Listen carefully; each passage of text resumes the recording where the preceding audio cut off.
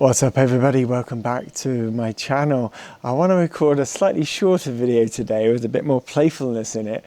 If you haven't received enough playfulness from my videos so far. Somebody asked in the comments section a couple of days ago this question. I have never done DMT, but have read so much about it. Now the talk around the architect is sounding quite similar.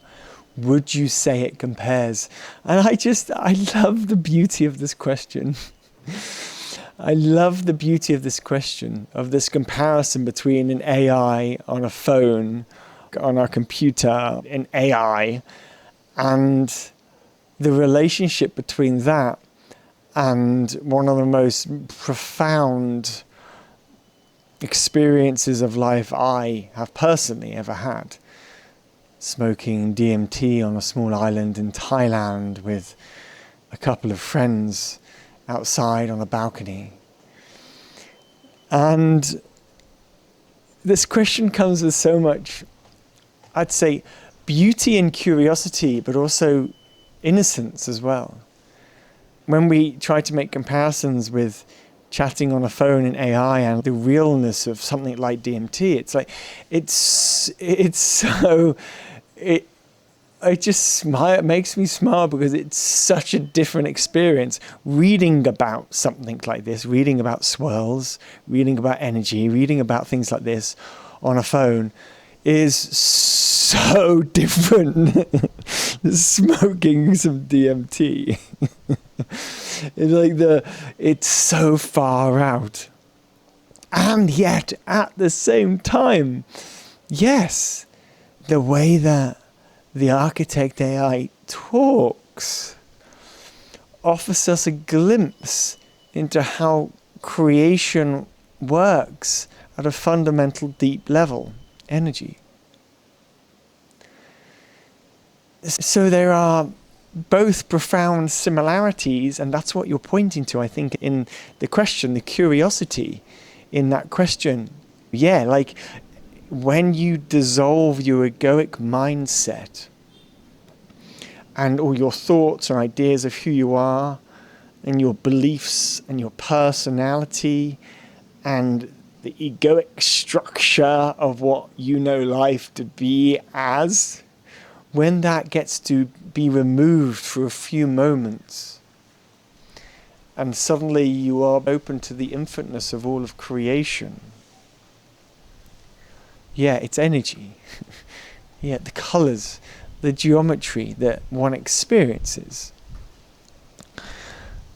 is life-changing.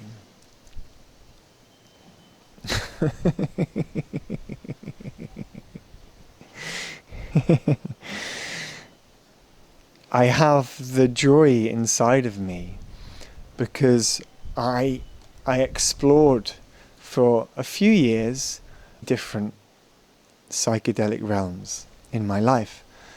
I was a really good boy for a long time, working in London, in the big city, as a product UX designer and an entrepreneur.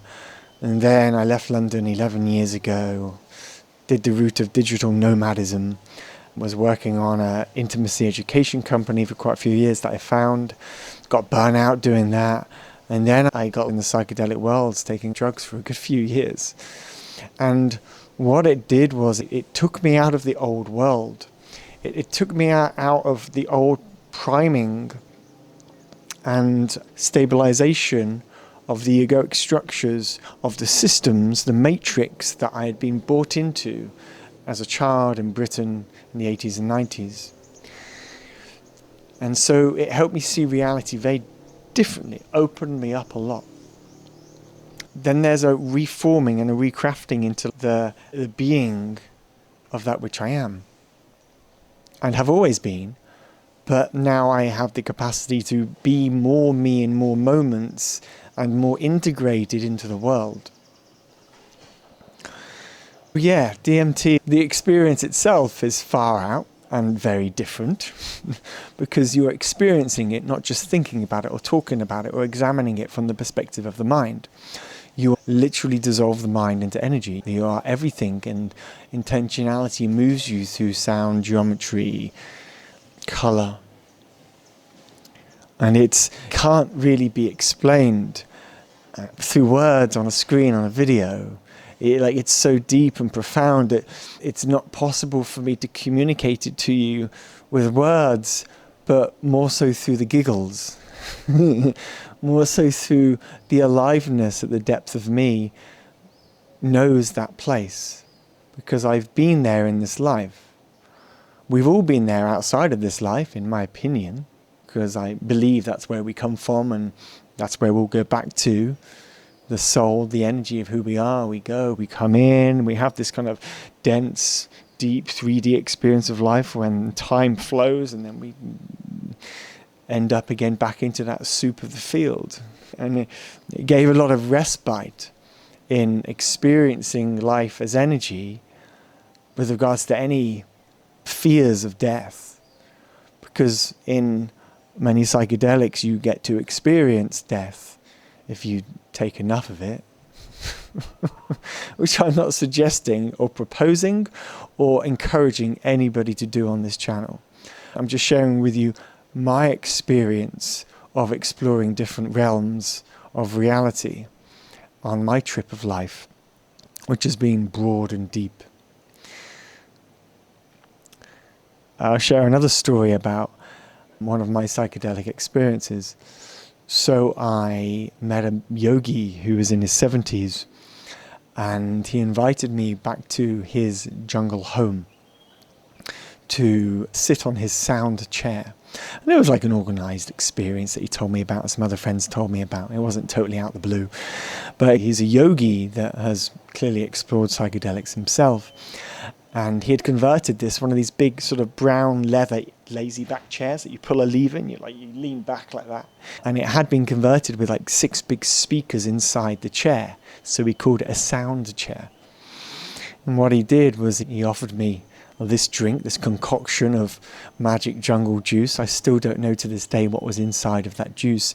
But after about 10 minutes, the floor was moving. And I was looking at the floor and I'm like, whoa, the colors, it's moving, it's not flat anymore, it's like orbing like this. I'm like, okay, something's starting, guys. And there was a therapist there as well as the yogi. It was a deep and profound experience of mine. And so I started seeing the floor move. At that point, they're like, okay, you're starting to see the floor move? Great, you should probably sit on the chair now. So before you sit on the chair, though, have another glass of this concoction. So I down this other glass of concoction of wild psychedelic mix of something or other. It could have been LSD, it could have been MDMA, it could have been magic mushrooms. I don't know. I think it was a concoction of a few different things. But all I had to do was just sit on the chair. And so I went to the chair, I sat on the chair, I was given a blindfold. This was in the middle of the day. I was given some headphones, and he pressed play on his little device next to the chair, and the whole chair just started vibrating, right? And so I'm dosed up to my eyeballs on psychedelics. My whole body is vibrating like this. And I just dissolve. The I that I think I am goes. I am not I anymore. I am with it all. Now, people spend lifetimes trying to experience something like that. Some people live this lifetime seeking something. I'm seeking a deeper relationship to God. I'm seeking something profound outside of the suffering that I live in every day, outside of this box that I am weaving my mind through all the time, right? And in that experience, I dissolved into everything to know, to experientially feel myself as everything, as energy, as that which is. It was such a beautiful experience, such a beautiful experience. And I know that this kind of experience is not for everybody, probably only for a few people. It's far out. and if not held in a very sacred and safe way, can create and cause a lot of trauma. So I would never encourage anybody to go and do anything like this without profound exploration, deep truth in your own heart that it's a yes, safe people, safe environment, all that kind of stuff is really important when or if you were to explore anything like this.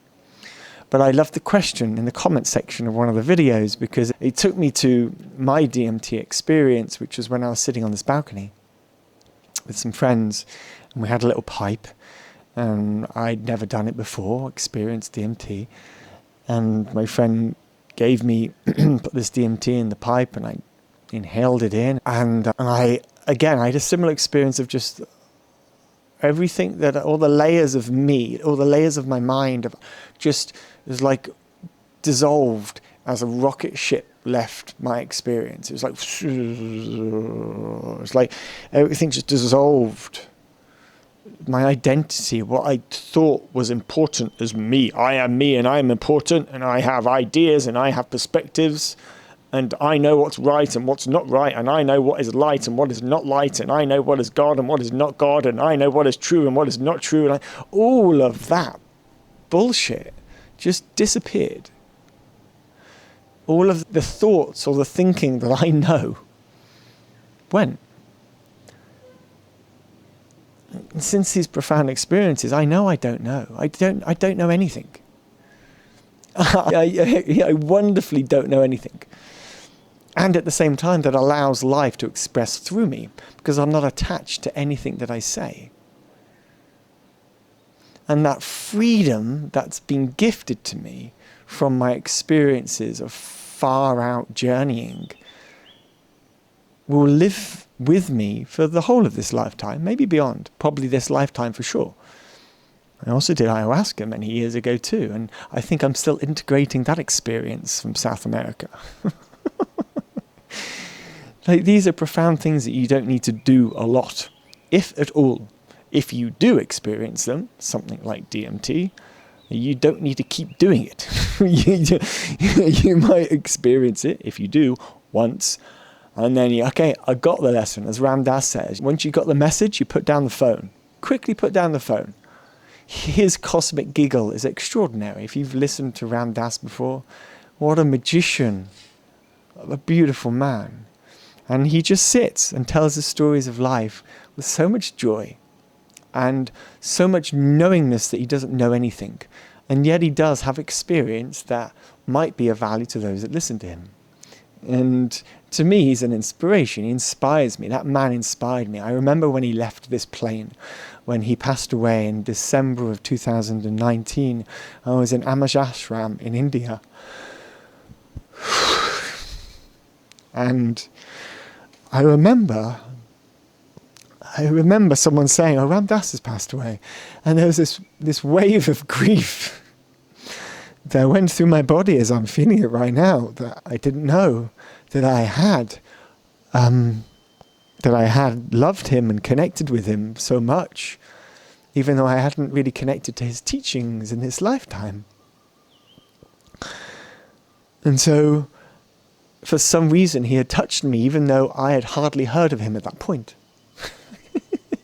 Some reason his love was so vast on this planet and in our shared consciousness that I grieved somebody that I didn't even know. What is that beauty? Can our love be so vast that it touches people that we don't even know? Can our love be so free that there's no outcome or no goal, there's no place we're trying to get to, there's no arrival, there's no destination? There's a wasp, just a hornet flies in front of the camera. Did you see that?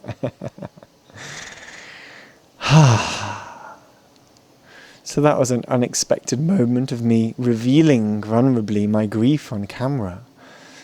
And I'm learning to explore how to play with that vulnerability. How much of myself am I allowed to show in the world?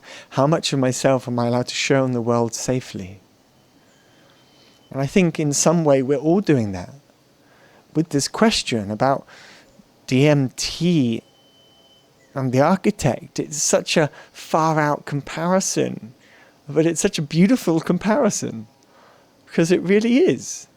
If we all live with that much curiosity in life, oh wow, would this world be a more loving place?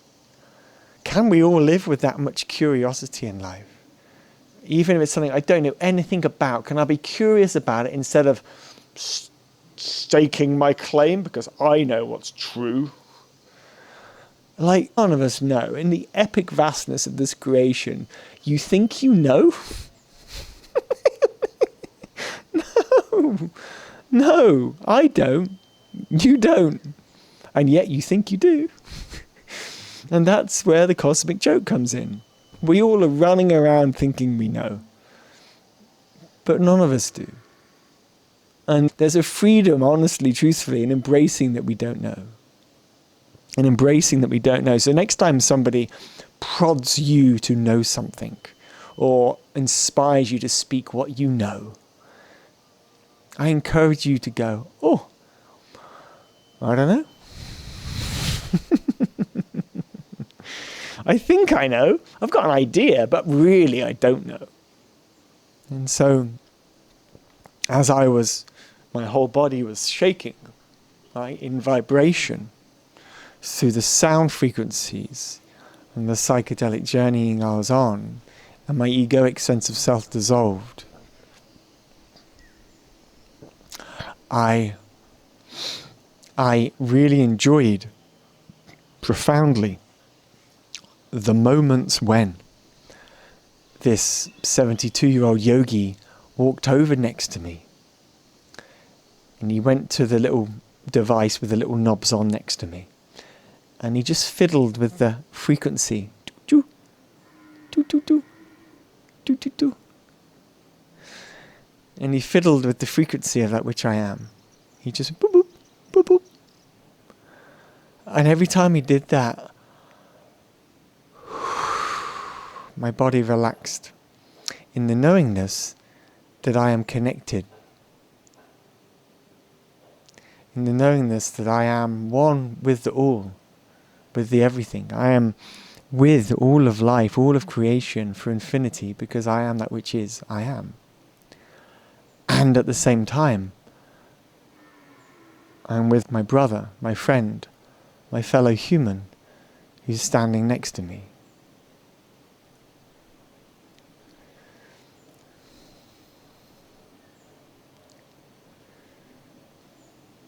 And so yes, let's reach for the stars. But let's not forget the people around us.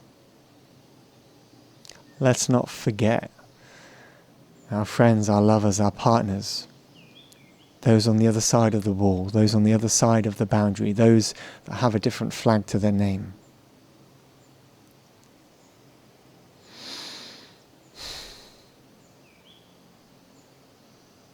Yeah. All of that came through from the question, I've never done DMT, but does it compare with the architect? What? That's 20 minutes of rambling. From one question. So, thank you for that question. Whoever asked it, I'll have to make a comment in that person's comment on the other video or something so they get to watch this video. I hope you enjoyed this exploration of the architect and DMT and some of my psychedelic experiences from a more personal level, as opposed to me just talking about the architect itself. I'm sending my love to you from Bali and wishing you a beautiful day wherever you are in the world. If you want to share with me where you are in the world, I would love to hear. If you've experienced psychedelics and you've had some profound journeys, I would love to hear those. Maybe your reflections or comments will send me on a different direction for another video. If you haven't connected to psychedelics before, or DMT or plant medicines before, then if you want to share your curiosities or your fears or your trepidation or the things that you're worried about in the context of that, you're also invited to share, right? Let's keep it respectful with one another. as we share openly with our own journeys and our own experiences here. And I'm reading all the comments, and I love to respond. So wishing you a beautiful day, everybody. See you in the next video.